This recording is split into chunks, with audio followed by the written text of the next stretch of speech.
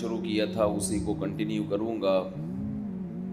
اللہ تعالیٰ سے دعا ہے اللہ تعالیٰ صحیح طرح سے بات کہنے کی، ہم سب کو سننے کی، سمجھنے کی اور عمل کی توفیق عطا فرمائے۔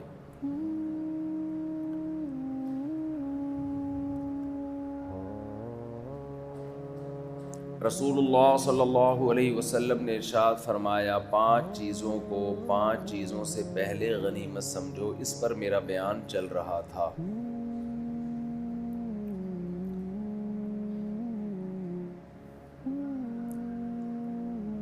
افسوس اس پر ہوتا ہے کہ ہم اول تو وقت کو غنیمت سمجھتے نہیں ہیں۔ غنیمت سمجھنے کا مطلب کیا ہے؟ جیسے نبی نے فرمایا کہ صحت سے، بیماری سے پہلے صحت ہے، اس کی قدر کرو۔ غنیمت سمجھنے کو ہم آج کی زبان میں یوں بھی کہہ سکتے ہیں، اس کو ویلیو دو، اس کی قدر کرو، احساس کرو کہ اللہ نے تمہیں ایک بہت بڑی نعمت دی ہے۔ وہ نعمت کیا ہے کہ آج صحت ہے، یہ صحت ہمیشہ نہیں رہے گی، اس کی قدر کر لو۔ آج فراغت ہے، کل کسی ایسے کام میں مشغول ہو سکتے ہو کہ کل تمہیں ٹائم نہ ملے۔ آج جوانی ہے، کل ایسا بڑھاپا آ سکتا ہے کہ حسرت کے سوا کچھ بھی نہ کر سکو۔ جو کام کرنے کی آج تمہارے اندر صلاحیت ہے، وہ صلاحیتیں ختم ہو جائیں گی۔ آج اللہ نے تمہیں مالی وسعت دی ہے، کوئی بھروسہ نہیں، کل غربت آ جائے، قحط آ جائے، مالی لحاظ سے تنگی آ جائے۔ بڑے بڑے مالدار لوگ بزنس میں لاس ہوتا ہے، کاروباری لوگ جاب لیس، ملازم پیشہ لوگ جاب لیس ہو جاتے ہیں۔ اور آج زندگی ہے، کل یہ زندگی ختم ہو جائے گی۔ تو یہ 5 چیزیں ہیں جن کی قدر کرنے کا ہمارے نبی صلی اللہ علیہ وسلم نے ہمیں حکم دیا ہے۔ اب جس بات پہ افسوس ہوتا ہے وہ تو میں ابھی بیان کرتا ہوں کہ افسوس کس بات پہ ہوتا ہے۔ وہ تو دینداروں پہ افسوس ہوتا ہے کہ اس حدیث کو صحیح جگہ فٹ نہیں کرتے۔ لیکن پہلے تھوڑا سا دنیا داروں کا تذکرہ، جو اللہ پر اور آخرت کے دن پر ایمان نہیں رکھتے، وہ اس حدیث پر کیسے عمل کرتے ہیں۔ ہر شخص اپنے حساب سے دیکھیں، یہ جو 5 باتیں نبی نے بتائی ہیں، یہ صرف اسلام کی باتیں نہیں ہیں، یہ تو کامن سینس کی باتیں ہیں نا۔ آواز آ رہی ہے آپ لوگوں کو؟ کوئی گونج تو نہیں رہی؟ سب کو صحیح آواز آ رہی ہے بھائی؟ آ رہی؟ یہ کامن سینس کی باتیں ہیں، یعنی گورا بھی کہے گا، یار آپ گورے سے پوچھیں کہ ہمیں صحت کی قدر کرنی چاہیے تو کیا کہے گا؟ نہیں کرنی چاہیے؟ بولے نا، کرنی چاہیے۔ مجھے کل کسی نے گفٹ دیا، خوبصورت سی تختی بنائی ہوئی، ایک پہ لکھا ہوا تھا ہٹو بچوں،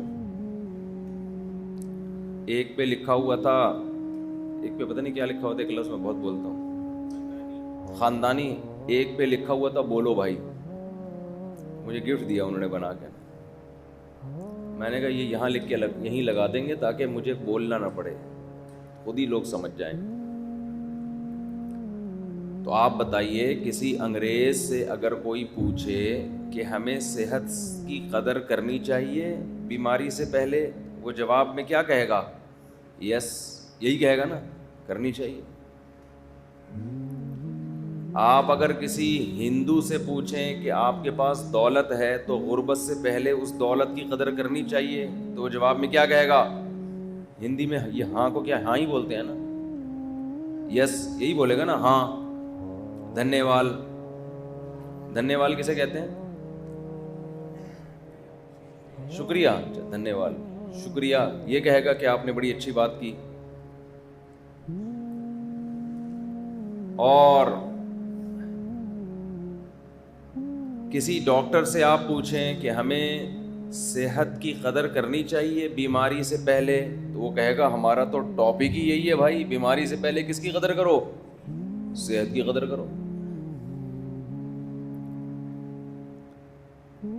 تو یہ ایسا ٹاپک ہے کہ یہ صرف اسلام کی بات نہیں ہے، دنیا میں ہر مذہب کو ماننے والے، ہر دھرم کو ماننے والے، ہر دین کو ماننے والے، کامن سینس رکھنے والے سب یہی کہتے ہیں کہ صحت کی قدر کر لو بیماری سے پہلے، پیسے کی قدر کر لو غربت سے پہلے، اور فراغت کی قدر کر لو مشغولیت سے پہلے، جوانی کی قدر کر لو بڑھاپے سے پہلے، زندگی کی قدر کر لو موت سے پہلے۔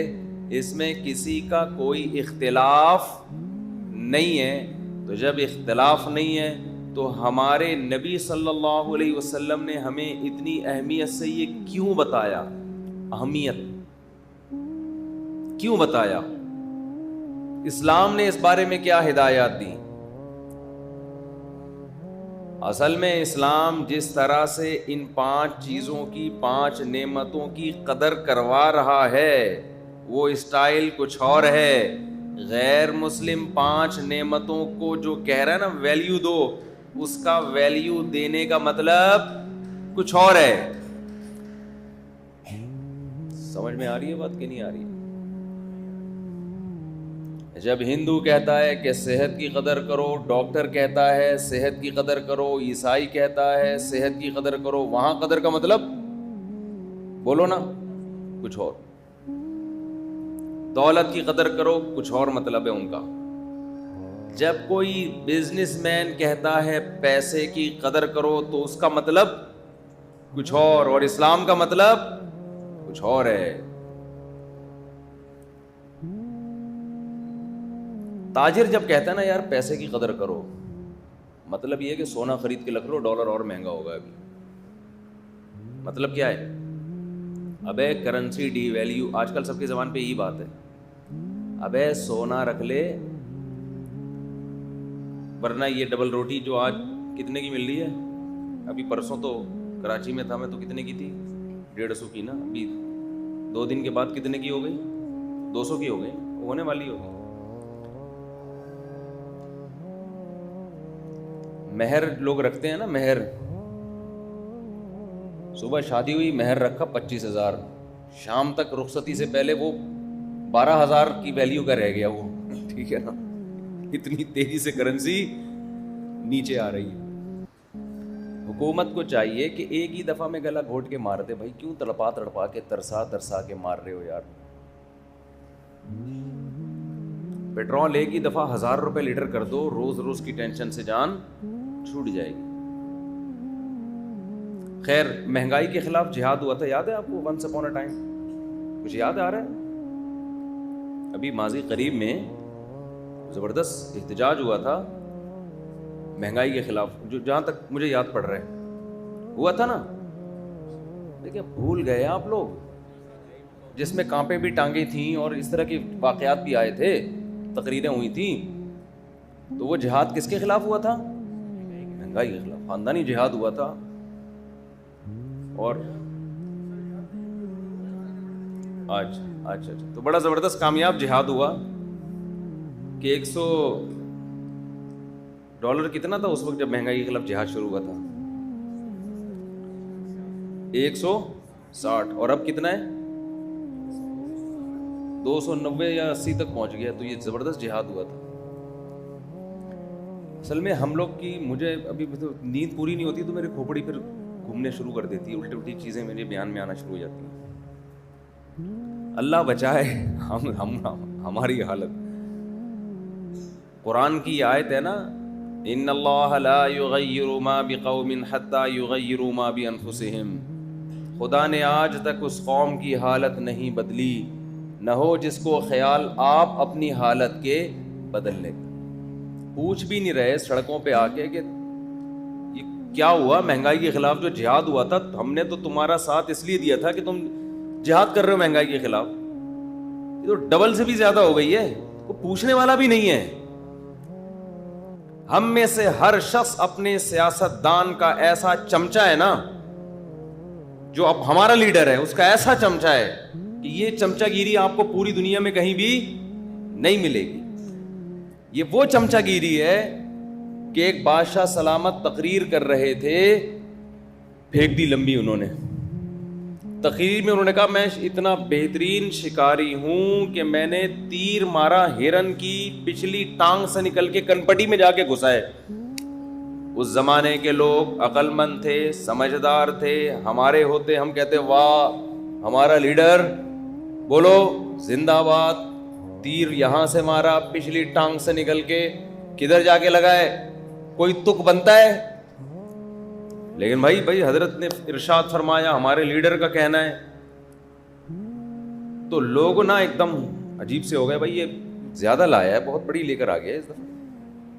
تھوڑی بہت تو ہر آدمی لے کر آتا ہے، یہ اس دفعہ تھوڑی زیادہ لے آئے.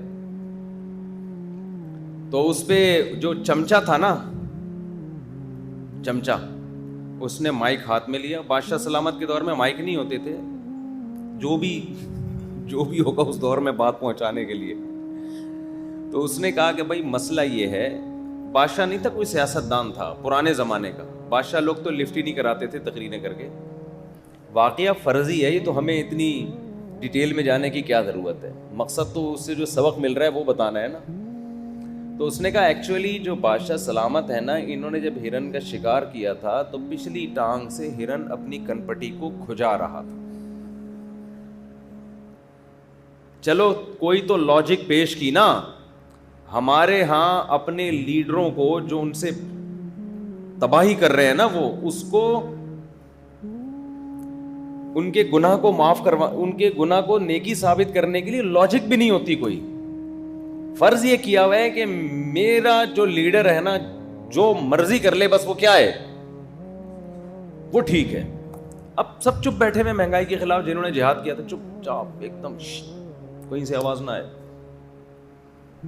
قوم بھی نہیں پوچھ رہی کہ یار وہ جو کانپے ٹانگتی تھی جن کی، اور جو کہہ رہے تھے کہ میں یہ کر دوں گا میں یہ کر دوں گا، وہ جنہوں نے تقریر کی تھی کانپے ٹانگنے والی، ان سے پوچھو یار وہ کہاں ہیں آپ، تو مارکیٹ سے کیا ہیں شارٹ. اب کریں نا احتجاج. خیر یہ تو نیند نہیں ہوئی ہے تو سیاست میں آ گیا تھوڑا سا. میں مسلسل 2 دن سے نا گاڑیوں میں وہاں پنجاب میں دورے میں گھوم رہے ہیں، سونے کا ٹائم نہیں ملا ہے، تو تھوڑا سا دماغ کیا ہوا ہے، اس لیے میں ایسی غلط باتیں کر رہا ہوں آپ کے سامنے. اصل میں تو ووٹ ان کو دینا چاہیے تھا جنہوں نے کانپے ٹانگنے کا کے الفاظ ارشاد فرمائے تھے. نیند تو ان کی پوری نہیں ہوئی تھی، تبھی تو کانپے ٹانگی تھی. اگر نیند پوری کر کے تقریر کرتے تو کانپے ٹانگتی یا ٹانگیں کانپتی؟ پھر تو ٹانگیں کانپتی نا. تو اب میرے پاس بھی ایک جواز آ گیا. اگر وہ مجھ سے پوچھیں کہ آپ یہ ہمارے خلاف آپ نے سیاسی تقریر کیوں کی، تو میں کہہ دوں گا بھائی میری نیند پوری نہیں ہوئی تھی. وہ کہیں جب نیند پوری نہیں ہوئی تھی تو ممبر پہ کیوں بیٹھے آپ؟ تو میں کہوں گا ممبر پہ بیٹھنا اتنا بڑا نہیں ہے جتنا لاکھوں کے جلسے سے آپ نے خطاب کیا تھا اس دن اسلام آباد میں. اس وقت آپ کو نیند پوری کر کے تقریر کرنی چاہیے تھی. اگر نیند پوری کر کے آپ تقریر کرتے تو کم از کم مہنگائی کے خلاف جہاد کی باتیں بولو نہ کرتے، کچھ اور کر لیتے، یہ نہ کرتے آپ. اچھا خیر اب کہاں چلے گئے ہم اپنے اصل واقعات کی طرف آتے ہیں. تو میں یہ عرض کر رہا تھا کہ ڈاکٹر کی نظر میں دیکھو ممبر کی ویلیو اس سے زیادہ ہے، میں مانتا ہوں، کسی سیاسی کنٹینر سے جس پہ سیاستدان تقریر کرتے ہیں. کہیں میرے بیان سے کوئی نکالے گا بھائی اس کو. لیکن بات یہ ہے کہ جب کوئی حکومت گرانے یا نئی حکومت بنانے کی بات آتی ہے تو اس سے قوموں کی تقدیریں وابستہ ہوتی ہیں. اس وقت اس کی ویلیو، اس اسپیچ کی ویلیو ہر اسپیچ سے زیادہ ہوتی ہے. اس وقت نیند پوری کر کے تقریر کرنی چاہیے تھی. سمجھتا ہے کہ نہیں سمجھتا؟ اچھا خیر تو بات کہاں چل رہی تھی، ہم پھر دوبارہ جلدی سے آ جاتے ہیں. تو میں یہ عرض کر رہا تھا جی ہاں 5 چیزیں نا. تو میں یہ کہہ رہا تھا کہ دیکھو تاجر جب یہ کہتا ہے کہ دولت کو غنیمت سمجھو غربت سے پہلے، تو مطلب کیا ہے بھائی؟ پیسہ کرنسی ڈی ویلیو ہو رہی ہے، ڈالر لے لو، سونا لے لو، یا ابھی بزنس میں لگا دو، یہی مطلب ہوتا ہے نا.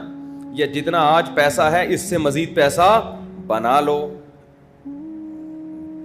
جو تاجر لوگ سمجھا رہے ہوتے ہیں کہ بھائی یہ سارا پیسہ اڑا نہیں دینا. میں ایک دفعہ گلشن اقبال میں کھڑا تھا نا, میں لوگوں کی باتیں بڑے شوق سے سنتا ہوں جو چھپا نہیں رہے ہوتے, ایسا نہیں کہ کان لگا کے کہ کیا کہہ رہے ہیں, جو اوپنلی باتیں ہو رہی ہوتی, مجھے